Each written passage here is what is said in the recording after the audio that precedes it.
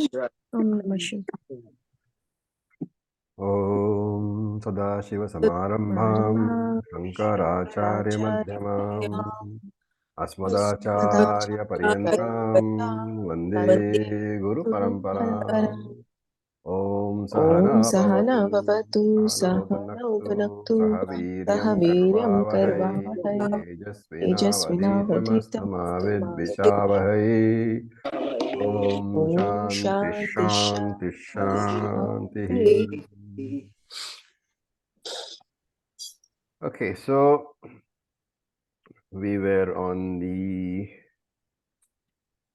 had finished the 12th verse of the 8th chapter. We are on the 13th verse, so let us just chant that. Shri Bhagavan Uvacha Shri Bhagavan Uvacha Om Ityekaksharam Brahma Om Ityekaksharam Brahma Vyaharan Mamanusmaran Vyaharat Mamanusmaran Yah Prayati Tejandeham Yah prayatyajendreham Sayati Paramam Gatim. Tayati paramam gatim. Okay. So one thing we should recall again, because there's been a break, is that we are talking about what kind of upasaka, saguna or nirguna? Saguna. Saguna Ishvara upasaka. And saguna Ishvara upasaka means he has not come to Vedanta Jnanam. He does not have Aham Brahmasmi, that knowledge. And therefore, from the viewpoint of the Veda, he's a upasaka. He's a Ajnani only, right? And therefore, remember that the topic in this particular chapter, Krama Mukti, is a topic applicable only to Ajnanis. He is a Nishkama Upasaka, but he is Saguna. So, Nishkama, Saguna, Upasaka. And Krishna is talking about this Upasaka using the mantra Om for remembering the Lord. So, Om iti Vyaharan. Vyaharan means Uchcharayan, means chanting, uttering. So, Om iti Uchcharayan, having uttered the word Om. And Krishna defines what is this word Om? Ekaksharam Brahma. So, very nicely pointing out that Om is to be pronounced Eka Aksharam, one syllable. So, which means what? Om. Not Aum, not AUM. There are so many people who pronounce so many ways, but Om is Eka Aksharam, Om. And that represents Brahman itself. Hence, Eka Aksharam Brahma, that one syllable word which is the revealer of Brahman. And Mam. So, Ek Om iti Ekaksharam Brahma Vyaharan. Having uttered that word Om, what should he do? Mam Anusmaran. Anusmaran means Anuchintayan. Chintayan means think about. Smaran means to think about. Anuchintayan means to think about. And the word Anu, Shankara explained that many places, that wherever we are using the word Anu in the Shastram, it is used in the sense of Yatha Shastram. So, Anuchintayan means he should think about me, Bhagavan, how in the manner that Shastram has specified. You can't think about Bhagavan any way you want to. You have to think about it in the manner taught by Shastram. That is the meaning of Anusmaran, Anuchintayan. And whom should think about? Mam. So Mam here is Easwaran. And Shankara adds here, Tadartha Bhutam, means the recall the form of Ishvara. So again, we are talking about Saguna Ishvara here. Mam Saguna Ishwaram Anuchintayan. He should think about me, Saguna Ishvara. Okay. Now, so that completes that process.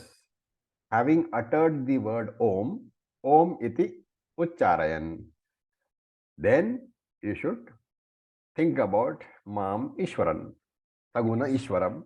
You should think about. Then what happens? Deham Tyajan. Tyajan Deham. He drops the physical body and travels. So Yaha Prayati. Yaha is that person travels. Who is this person who travels? Prayati means to travel. Who is this person who travels? The physical body has been dropped. Tyajan Deham. And therefore it is the Jiva, subtle body, and the causal body. He travels through a special path, which we call Shukla Gati. So we will discuss that later again. And this Yaha therefore refers to the Nishkama Saguna Ishvara Upasaka, who has dropped his physical body, who has died basically. Now he is traveling through a special path called Shukla Gati.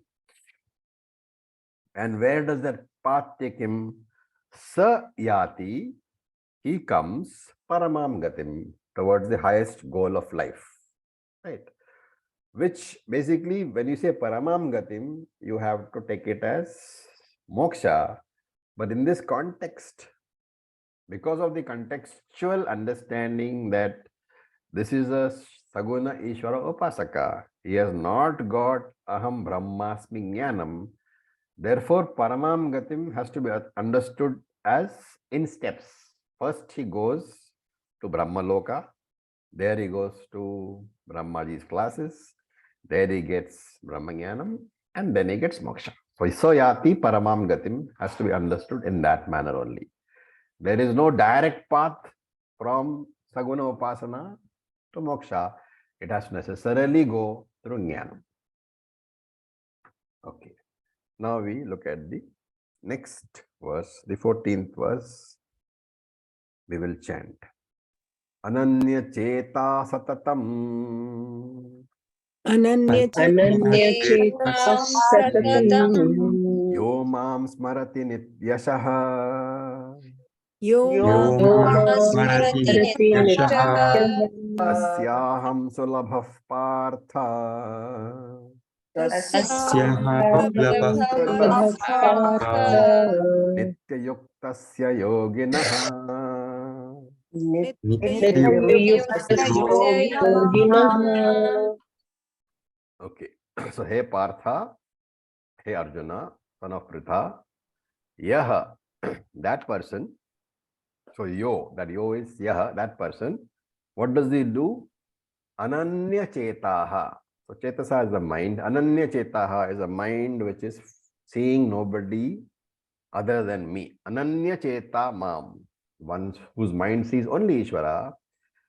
He sees me where Mam Satatam Nityashaha. He sees me everywhere. Satatam, continuously. Nityashaha, forever. Smarati, he remembers me continuously and forever. Tasya, for that person, what happens? Nitya Yuktasya. That person who is always Yuktaha, always committed to me, Ishvara, even while he is living. So Nitya Yuktasya means that person is always committed to me. Yoginaha, for such a yogi, Aham Sulabaha. I am easy to attain. I am very easy to attain. Okay, so we are talking about Omkara Upasana at the time of the death of the physical body.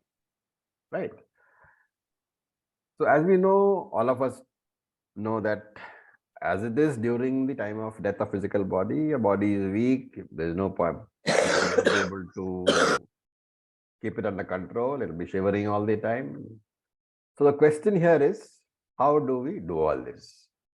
How is Krishna saying that continuously, constantly remember me, all those things which you saw in the last verse also? So there is only one answer. Krishna basically is saying practice, abhyasa.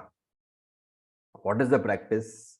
The practice is to remember that everything that we take as our own. Everything that we are associated with, the various people in my life, my job, my house, my car, everything basically belongs to the Lord alone. Right? This life has been given to me as an opportunity for me to learn, to be compassionate, to love them, and to work on my moksha. I am not supposed to be attached to them and get security from them. I am not supposed to take anything from them, because the moment that happens, if I am going to get security from these people, then when the time of death comes, my thoughts will be on these people and not on the Lord. And therefore, constantly keep in mind that everything belongs to the Lord alone. That even my wife and my children, they all belong to the Lord. They are given to me for this life as a company for me. And therefore, when the time of the Lord comes, when the time comes when the body has to be separated, has to be dropped, we should not feel that there is something which is being taken away from me. You should not feel that I am being separated from something which is important to me, because already I have got in my mind that everything is Ishvara's alone. So to understand that whatever I have does not belong to me, but belongs to Ishvara alone, that requires a lot of practice. That a state of mind that everything is Ishvara's alone, that comes through a lot of practice. And therefore Krishna says, Ananya Cheta Satatam. That person whose mind is absorbed in Ishvara only. Ananya Chetaha does not get absorbed in anything else other than Ishvara. The one in whose conscious as well as subconscious mind, Ishvara is always there. And therefore it says, Yo Mam Smarati Nityashaha. If that person remembers me all the time, what does he remember? That there is no individual separate from Ishvara. There is no wave separate from the ocean. I, the Jiva, am not separate from Ishvara. This I have to remember all the time during my life of such a person. Okay, Krishna uses two words here, Nityashaha and Satatam. Okay, now the question can arise here. I mean, if for a person who knows a little bit of Sanskrit grammar, Nityashaha means constantly, always. Satatam means constantly, always. So the question can arise, is it not Punaruk Doshaha? And therefore Shankara anticipates that, and in his Bhashyam he comments. He says the word Satatam refers to continuous upasana during your waking hours. So as long as you're awake, you should constantly remember the Lord. That is Satatam. And Nityashaha, Shankara gives the meaning Yavat Jivan, as long as you are alive. And therefore, when you combine the two words, it means continuous upasana whenever you're awake, as long as you are alive. Right?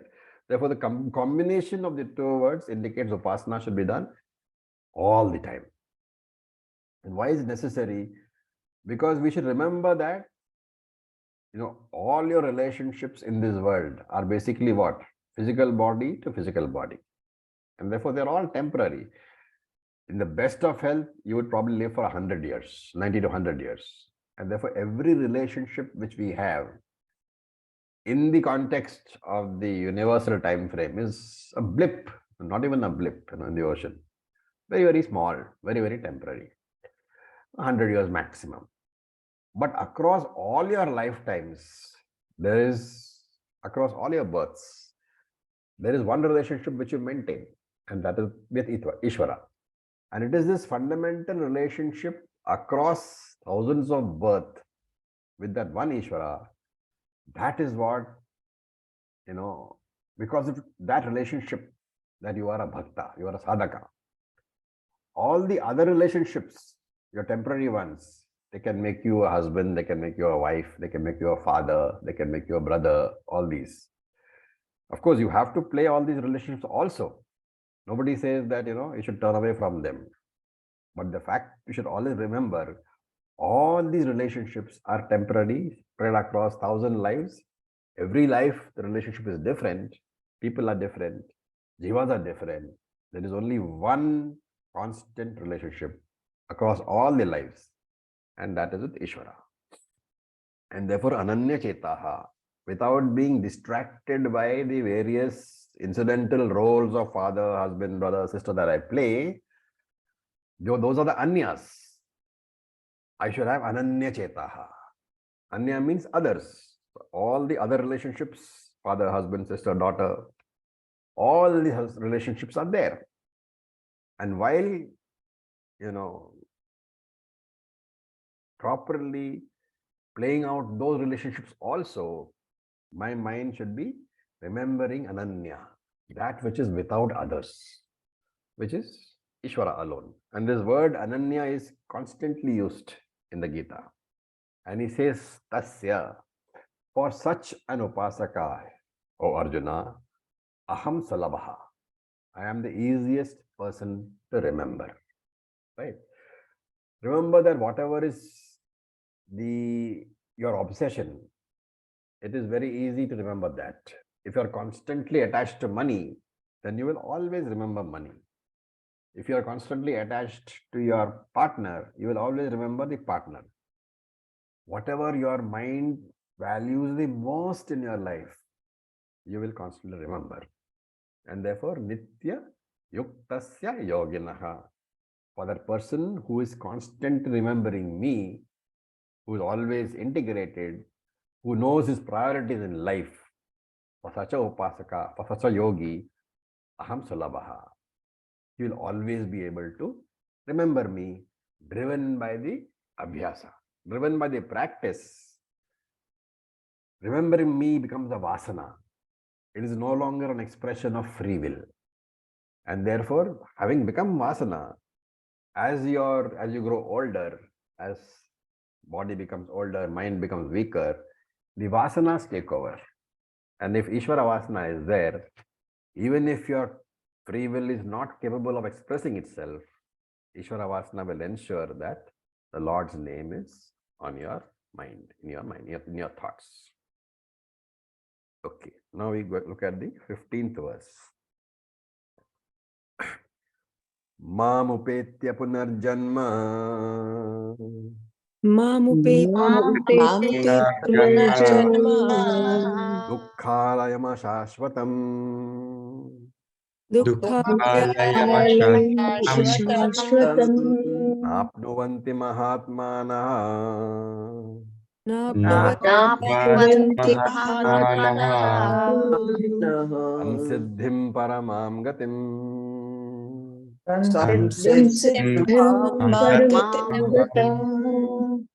So now we are starting a discussion on the two types of goals that every human being has. So one is the material goal, the finite goal, and one is the spiritual goal, the infinite goal. So you can take it as two goals are samsara and Ishvara. And Krishna is pointing out that Ishvara is the correct goal. Why? Because all material goals have got threefold defects. So we have seen all this before, but I will briefly repeat for convenience. What are the threefold doshas? One is dukkha mishri tattvam. What does it mean? They have got pleasure in them, but mishri, they are mixed with pain also. Dukkha mishri tattvam means every material goal is mixed with pleasure and pain. Pleasure because by acquiring that goal you get pleasure, but pain because there are threefold pains. The pain involved in the effort of acquiring the goal, the pain involved in the effort of preserving the goal, and the pain involved in the effect when the goal is lost. Right? So there are three pains involved: acquisition, preservation, loss. But there is also pleasure involved. So dukkha mishri tattva. The second defect is atripti karatvam. The problem with all finite goals, they can never give total contentment, total tripti, and therefore atripti. They will never be giving you total satisfaction because there is always something better. Any goal that you get, there is always something better. Then bandhakatvam. Bandhakatvam is bondage. Once you have got these external objects, you will learn to depend on external objects for happiness. And therefore, that enslavement comes. You become dependent upon external objects for your happiness. And therefore, all these three defects, dukkha-mishritatvam, atriptikaratvam, and bandhakatvam, they are existing with regard to all goals, all material goals other than Ishvara. What happens when you choose Ishvara as your goal? You will discover that Ishvara is not outside, is inside you. Therefore, initially, Ishvara is outside you, it is God dependence. But as you move inwards, and Veda tells you, Tattvamasi, you are that God, your external dependence, the God dependence which began as an external God, becomes internal dependence as self-dependence. And this is called the Purnatvam discovery. You start with an Ishvara outside you and end up with the Ishvara who is none other than you, discovering that you yourself are Purnaha. So he says, Mam Upetya. So Mam Upetya, Mam here means Vishwarupa Ishvara, the Samashti Ishvara, right? Upetya. Upetya means to get. And Shankara adds very carefully here, Mad Bhavam Apadya, attaining the same nature as mine. This Mam Upetya means attaining the same nature as mine. So there can be some doubts about this, right? Suppose there are two objects. Each has an individual nature. Right? What are two objects here? Jiva is here, Ishvara is here. Now, for example, you have two objects. One is milk. If that milk becomes curds, right, becomes yogurt, the question is, how can Krishna say Mamupetya? If there are two objects, each object will have an individual nature. If one becomes the other, the nature of the first one is destroyed. Is it not? When milk becomes curds, the nature of milk is destroyed. You cannot use that curd for making tea. So if one becomes the other, the nature of the first one is destroyed. Or, to take another example, when you mix salt with water, you have salty water. So an object with a mixed nature comes into being. Okay, you're getting where I'm going. These are all Mimamsa discussions. Okay, if there are two objects, what is being said is each object has its individual nature. And when you say Madbhavam Apadya, one attains the nature of another, you are saying one of two things. One is the first object loses its nature and becomes the second object's nature, or a new object is born with a mixture of both natures. In that case, how is Krishna saying Mamupetya? How Shankara is saying Madbhavam Upadya, attains the same nature as mine? If Jivatma is the Jivatma not destroyed when he attains the nature of Paramatma? Right? That is what the question. Why I gave all the examples is, when Jivatma attains the nature of Paramatma, obviously Jivatma and Paramatma are two different natures, because Jivatma is a miserable person. Paramatma is infinite, free from all problems. So when Jivatma attains Paramatma, is the nature of Jivatma not destroyed? That is the question. But Shastra says Jivatma is also Nitya. How is that possible? What is the answer? When you say that Jivatma and Paramatma have different natures, and that finally Jivatma attains the nature of Paramatma, that is possible only under one condition. What is that condition? That the difference between the two natures was not a real difference. It was a seeming difference due to a misunderstanding. And in fact, only if the two objects already have the same nature and the difference is only perceived, then only upetya is possible. This upetya is possible only when there is no difference at all. The actual difference is not there. Then only can you say mam upetya. The jivatma can attain the nature of Paramatma only if the seeming difference between the jivatma's nature and the Paramatma nature, they are due to ajnanam, they are due to adhyasa. Okay, and this is the difference between Vishishta Advaitam and Advaitam.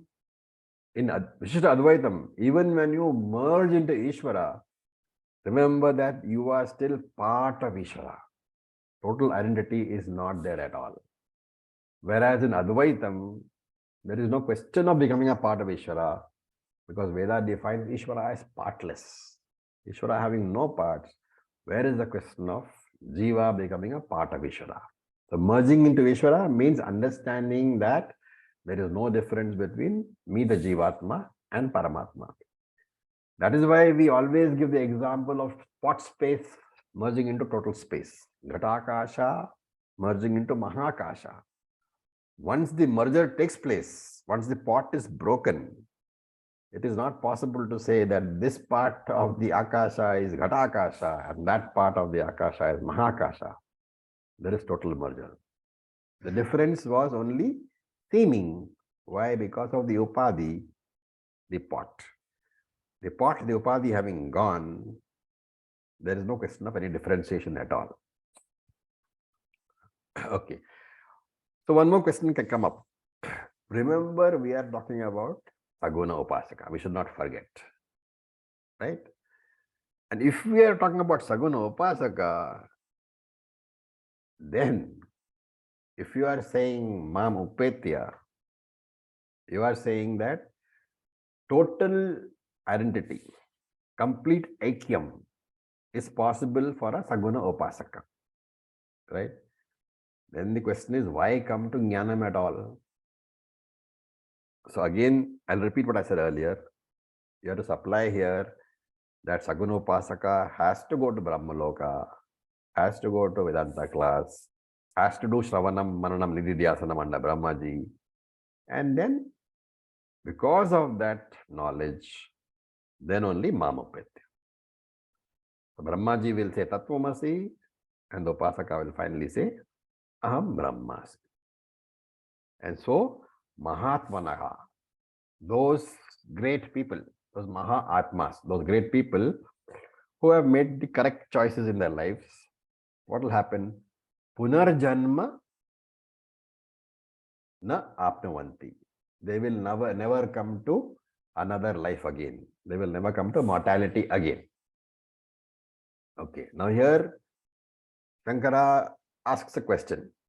He says, Krishna says, Punarjanma na apnavanti. He will now come to Punarjanma again. So Shankara says, what kind of Punarjanma are we talking about? And the answer is Dukkhalayam.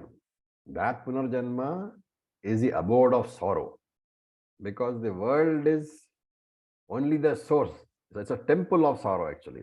Adhyatmika pain, Adibhautika pain, Adidaivika pain, everything is there in the world. That's why it's called Dukkhalayam, the temple of sorrow.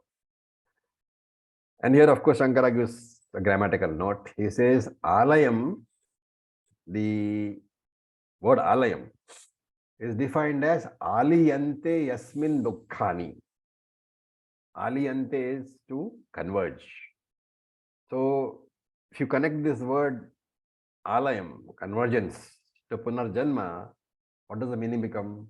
Punarjanma, the next birth, is a convergence point, a meeting point, where you meet all the dukkhams waiting for you. What kind of dukkhams? All the dukkhams which are available to you because of your prarabdha karma. They are all waiting over there. And you as a jiva, you will go and you will meet them. This is called Punarjanma.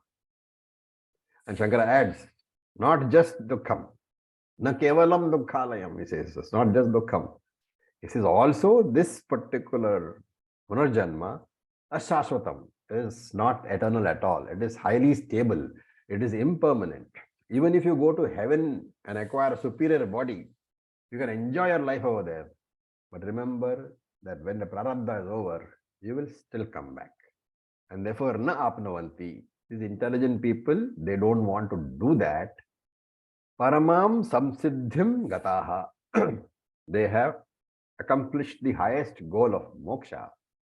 Again and again, I'll repeat, samsiddhi here has to be understood as kramamukti, that is to say, going to Brahmaloka, getting your jnanam, and then getting mukti.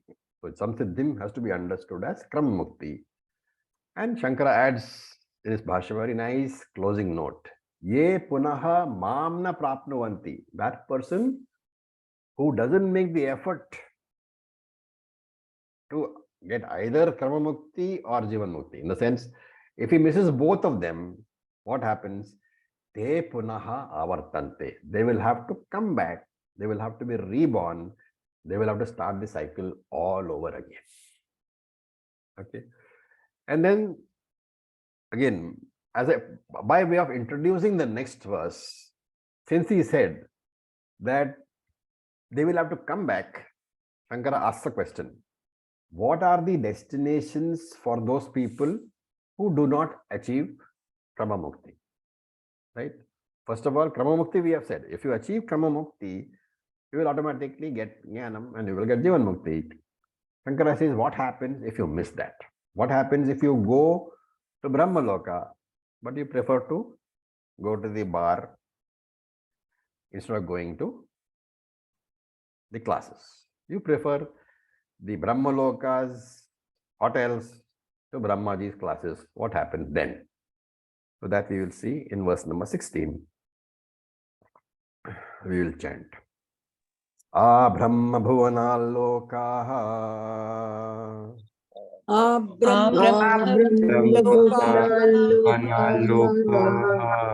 punaravartino Arjuna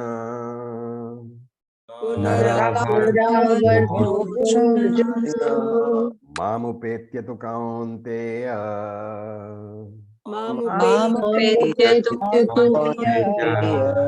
punarjanmana vidyate.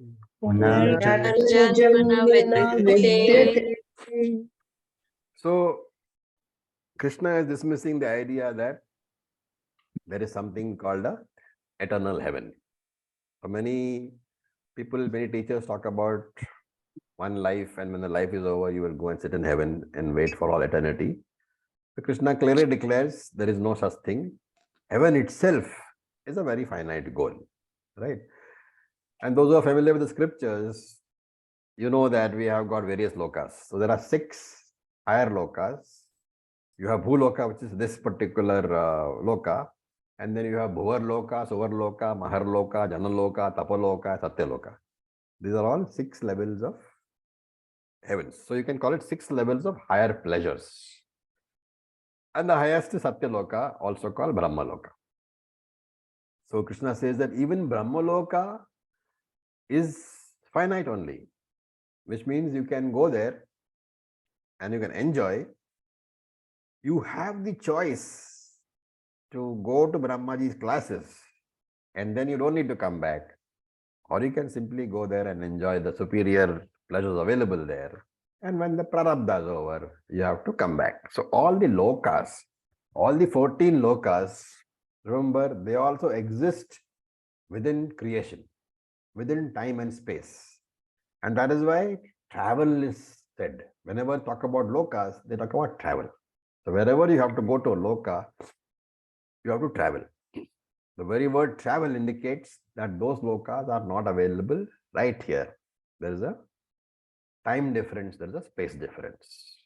But there is only one thing which is beyond time and space, and that is Ishvaraha, which we are calling Brahman. So here he says, Brahma Bhuvanat. So a here is a word which a prefix which means inclusive of. So it indicates the limit of something, right? So hence a Brahma Bhuvanat. Bhuvanam is the loka. A Brahma Bhuvanam means including the Brahma loka. Okay. Now again, while saying this, I will be a bit careful. Whether it includes Brahma loka or not depends on the particular context. But here, what is the context? Everything in creation, right? Everything in creation means everything which is subject to an end.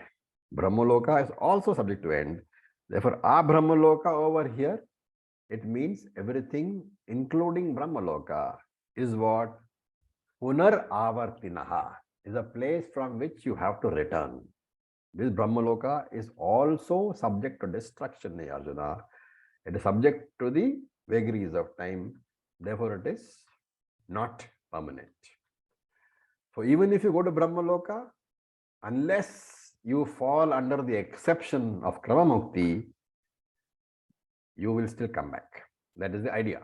That even Brahmaji is not permanent. Brahmaji is also got a limited time. Therefore, even if you go to Brahmaloka, you will finish your enjoyment over there and you will come back unless you have opted for Kramamukti, in which case you have been taught by Brahmaji and you have got the jnanam and then you have become muktaha.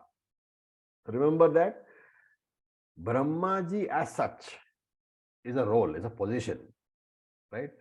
So becoming Brahmaji is, according to Shastra, born out of extensive punyam. So when we come to the Upanishads, you will find that there are what you call meditations, upasanas, to help you get the position of Hiranyagarbha. But that Hiranyagarbha position doesn't mean mukti. That Hiranyagarbha position is the highest position available because of huge punyam. But that also is subject to end. Therefore, becoming Brahmaji by itself doesn't help you step out of samsara. So Brahmaji as Lord Brahmaji is very much perishable.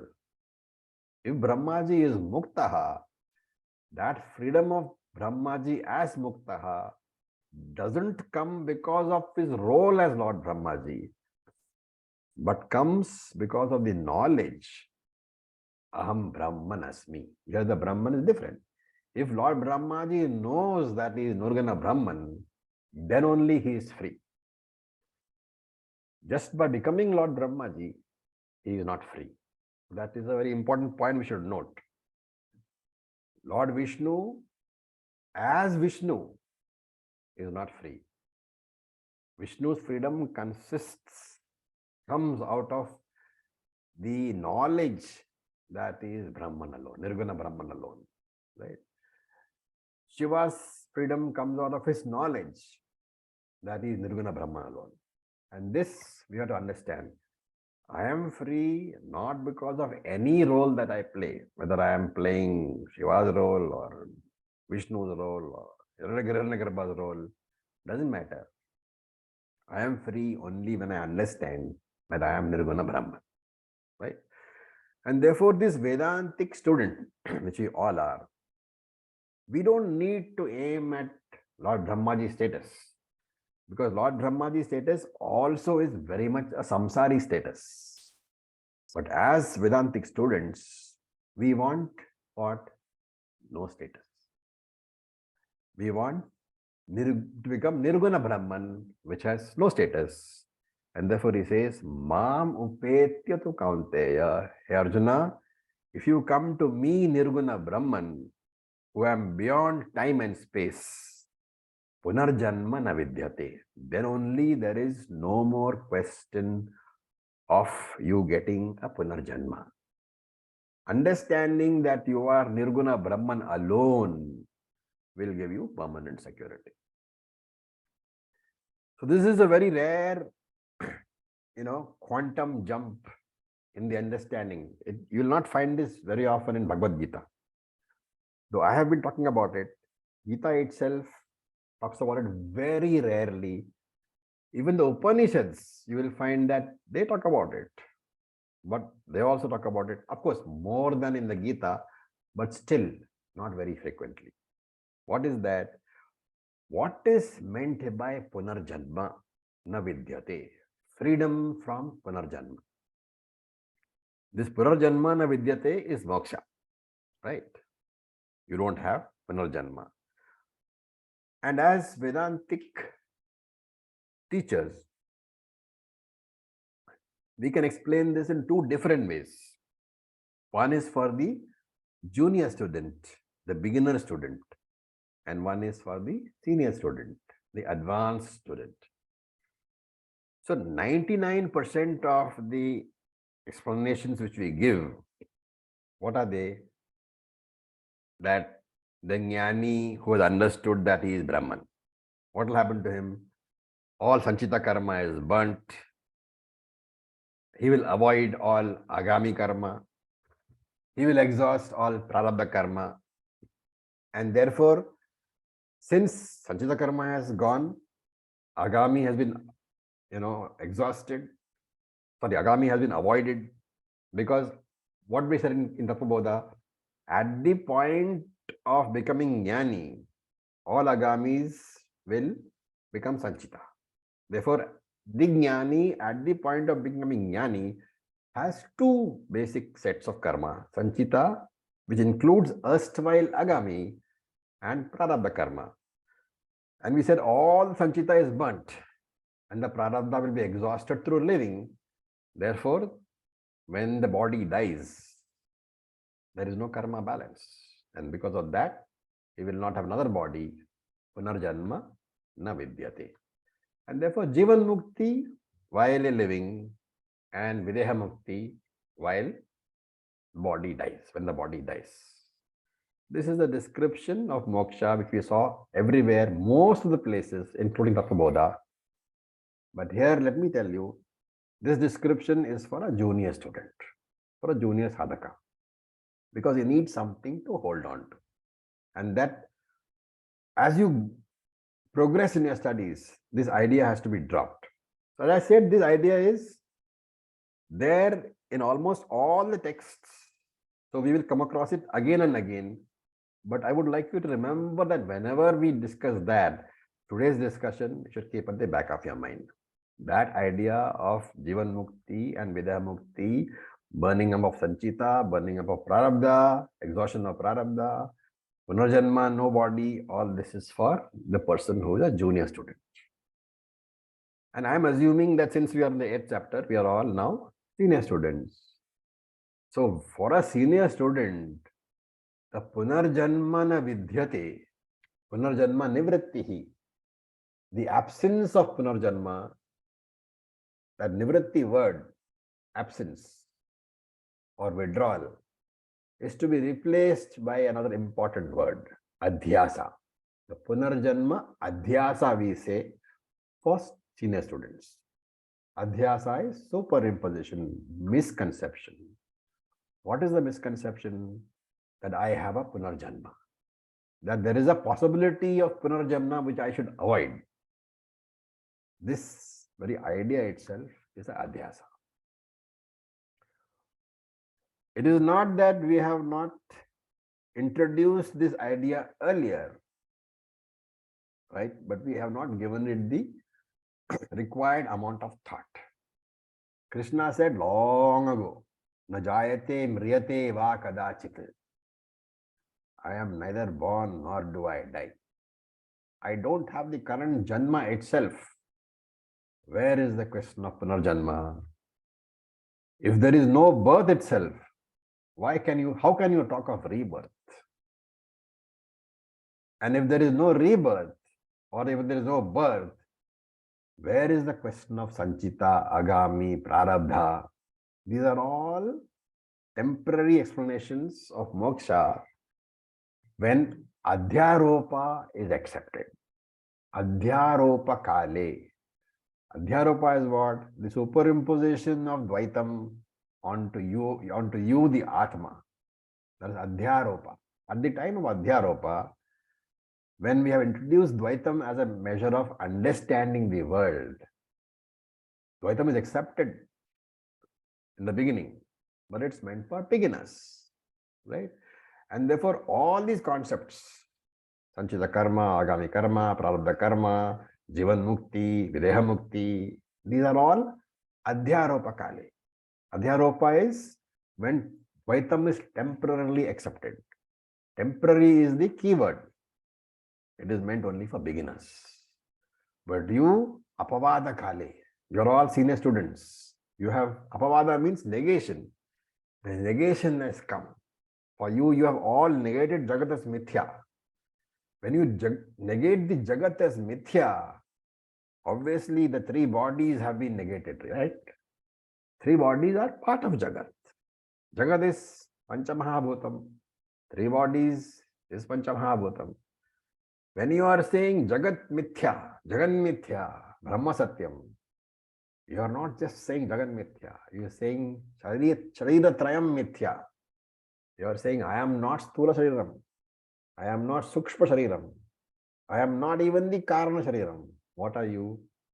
I am Brahman, in which all these appearances of the Sharirams are there. I am the water which is called Brahman. In that water Brahman, oceans come, lakes come, bubbles come, waves come. But the water doesn't think that it is born again.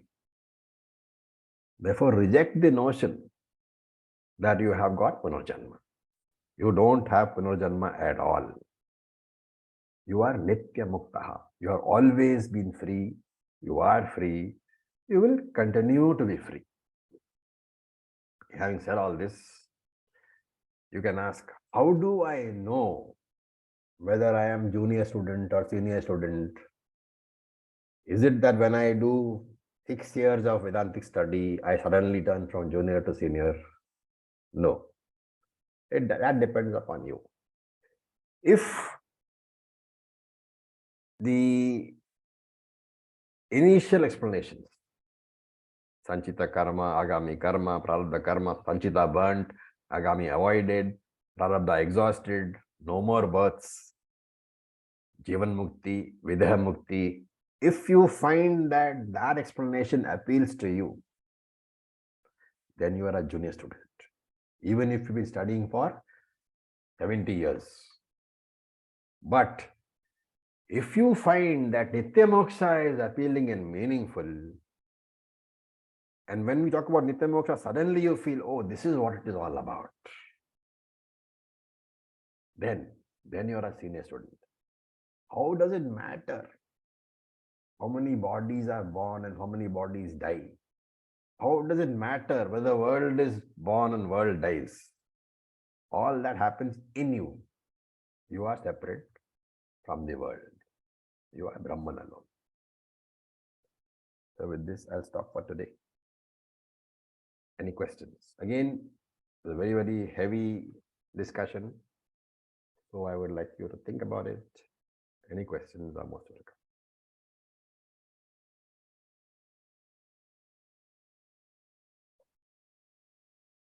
Acharya, Yeah.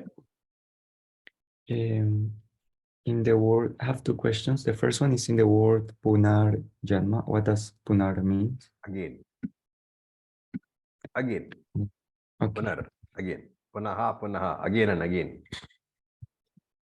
And the second question was in many like Upanishads and texts, the teachers are like Brahmaji or Shiva. So even though like this, we can in this verse we treat them as jivas because they will like kind of dissolve in the Mahapralaya. Basically, Brahmaji is Jiva. Okay, because Brahmaji, as I said, is a position which can be achieved. The Trinity, Shiva, Vishnu, and Vishnu, basically, if you look at that, they are taken as aspects of Ishvara. Mhm. But if you want to personify them, they can also be taken as jivas. So because they are, even Brahmaji represents the creative aspect of Ishvara. Shiva represents the destructive aspect of Ishvara. Vishnu represents the maintenance aspect of Ishvara. So there is no harm in taking them as superior jivas. But Ishvara is separate. And Ishvara itself then is mukta, right? Ishvara is, he doesn't have a mind, he doesn't Okay. have form. So Ishvara, when you say, remember that you have to say what? Brahman plus Maya. Mhm. Brahman is always free. Maya is dependent entity and therefore not capable of binding Brahman. So Ishvara is free. Okay. Thank you. Any other questions?